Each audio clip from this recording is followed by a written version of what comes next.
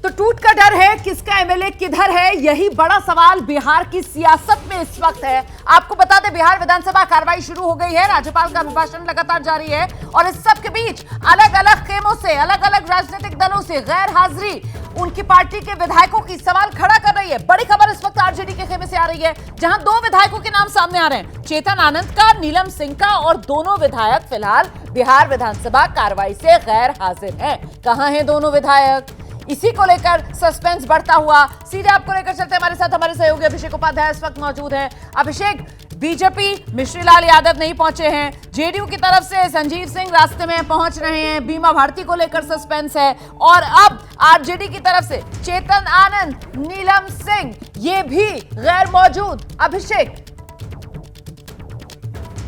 कुछ दिक्कत आ रही है, हमारा संपर्क नहीं हो पा रहा है, लेकिन जल्दी से शुक्ला जी का रुख करते हैं। शुक्ला जी, यही वो खेला है जो हो सकता है और इस खेले का खमियाजा हर दल को उठाना पड़ सकता है?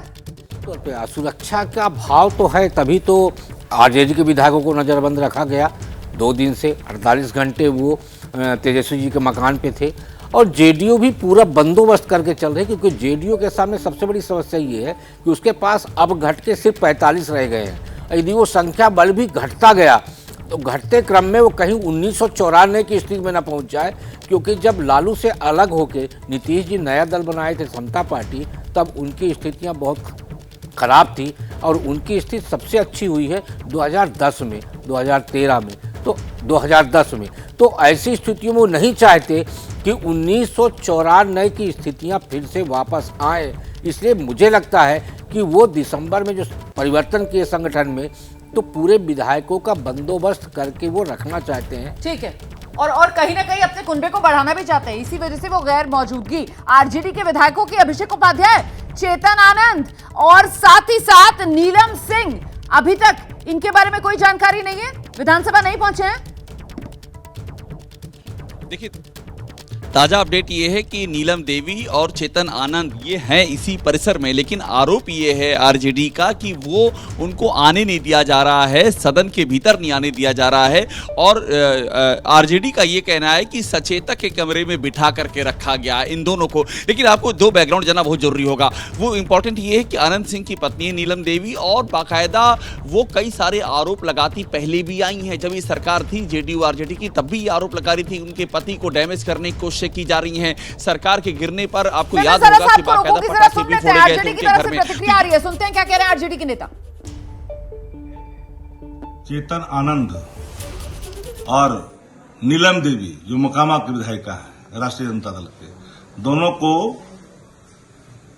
सचेतक के कमरे में बैठाया गया है, सत्ता पक्ष के लोगों ने बैठाया है, धमकी दिलवाया, क्या क्या किया, ये बात किसी से देश में छुपी हुई नहीं है। विधायक दल की बैठक चल रही थी राजद की, और विधायक दल की बैठक जहां हो रहा था वहां शासन के लोग, मजिस्ट्रेट के नेतृत्व में पूरे आला अधिकारी पुलिस प्रशासन के, कि भाई इनके घर में परेशानी है, इनके लोग परेशान हैं, यह कहकर के जबरन आप ले जाने के लिए मजबूर किया, आप ले गए, और अभी दोनों दिखाई पड़ रहे हैं सत्ता पक्ष के सचेतक के कमरे में।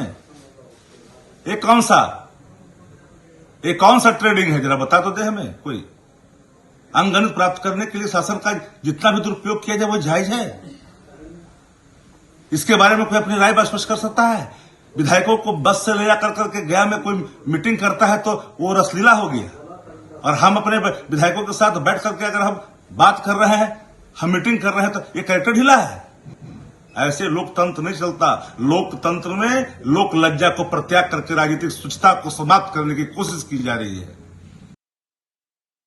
शक्ति यादव को आप सुन रहे थे, प्रवक्ता है आरजेडी के, वो सीधे सीधे कटघरे में सत्ता पक्ष को खड़ा कर रहे हैं। कह रहे हैं चेतन आनंद हो या फिर नीलम देवी हो, जो आरजेडी के विधायक हैं, उन्हें जबरन जो सत्ता पक्ष के सचेतक हैं उनके कमरे में बिठा रखा है, उन्हें आने नहीं दिया जा रहा है आरजेडी के विधायकों के साथ।